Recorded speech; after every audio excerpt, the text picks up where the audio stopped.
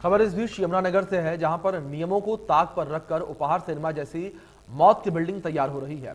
Building के आगे और पीछे पर्याप्त जगह नहीं छोड़ी गई है। बताया जा रहा है कि मॉडल टाउन जैसे पॉश और रिहायशी इलाके में तैयार की जा रही इस कमर्शियल बिल्डिंग में बड़ा रेस्टोरेंट बनाए जाने का प्रस्ताव है। समाज सेवी नरेश उपल ने बताया है कि 1960 में उनके पिताजी ने यह जमीन खरीदी थी, जहां पर अवैध बिल्डिंग बन रही है जो गैर कानूनी है।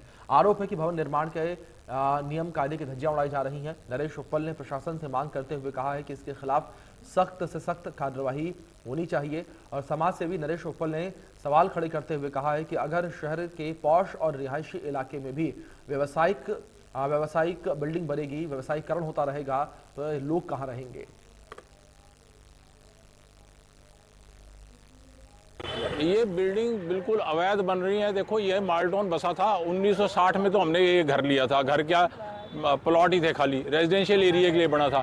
सामने वाले क्वार्टर्स भी सरकार ने बना के दिए थे और ये लोगों ने अपने आप बनाए थे। हमने ये सारी जगह खरीदी थी। उसमें हमने जो है सिर्फ 8 फुट का रास्ता छोड़ा था और 8-10 फुट का रास्ता सिर्फ, क्योंकि सारा एक ही परिवार था हमारा, और उन्होंने रास्ता, उसके बाद फिर मेरे पिताजी के साथ कुलीग थे, भाटिया जी ने ये जगह खरीदी और उन्होंने मकान बनाया। अभी हाल ही में 2 साल हुए हैं, इन्होंने उनसे मकान खरीद लिया था रेजिडेंशियल। अब इन्होंने कैसे कमेटी में मिली भगत करके इसको कमर्शियल बना दिया। और सबसे बड़ी बात है, हमारी बिटिया की शादी थी, हम थोड़ा व्यस्त रहे और इन्होंने पीछे से देखो बिल्डिंगें और बिल्डिंगें ऊपर 4 मंजिली बिल्डिंगें बना दी। कैसे बनाई?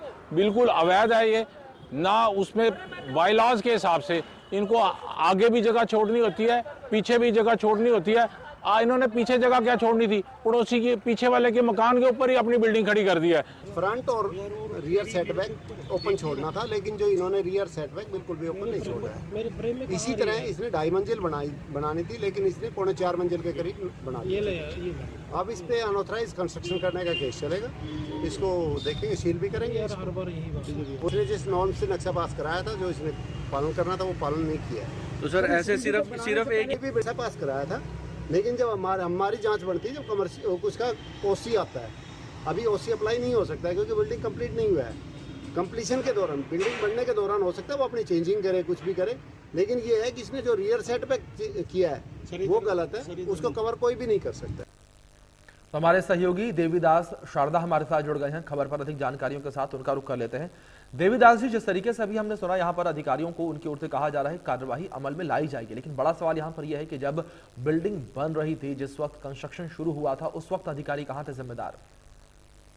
जी बिल्कुल, जिस मैं यमुनानगर के मॉडल टाउन की बात करता तो पास एरिया, हालांकि ये रेजिडेंशियल एरिया है, यहाँ पर कोई भी कमर्शियल एक्टिविटी नहीं हो सकती, लेकिन यदि छोटी मोटी कुछ ऐसे पॉइंट्स दिए गए हैं जहाँ पर कुछ कमर्शियल एक्टिविटी होगी, लेकिन होता है नक्शा तो कुछ पास होता है और बन जाता है कुछ, और अक्सर अधिकारी पर मिली भगत आरोप भी लगे रहते हैं, प्रशासन पर भी आरोप लगे रहते हैं, लेकिन जो सारा जो काम लीपा पोती का ही चलता रहता है। कह देते हैं कि हम अवैध निर्माण गिराएंगे या तोड़ेंगे या कार्रवाई करेंगे, लेकिन कागजों तक ही सीमित रह जाती है। लेकिन अब देखना होगा कि अब डीटीपी मौके पर आए हैं और कह रहे हैं कि अभी बिल्डिंग कंप्लीट नहीं हुई है तो तोड़ फोड़ करेंगे। अब आने वाला समय ही बताएगा कि खाली आश्वासन है या कोई एक्शन भी लिया जाएगा। जी देवीदास जी, बिल्डर को लेकर जानकारी आपसे लेना चाहेंगे। क्या बिल्डर की ओर से कोई पक्ष इस पूरे मामले में सामने आया है? जी बिल्कुल, बिल्डर से बात हुई थी तो बिल्डर ने कैमरे के सामने आना कर, उसने कहा जी मैं तो मेरा तो अपना कॉन्टैक्ट है, मेरे को तो जैसा जो मालिक था, जैसे उसने कहा मैं तो वैसे ही बात कर सकता हूँ।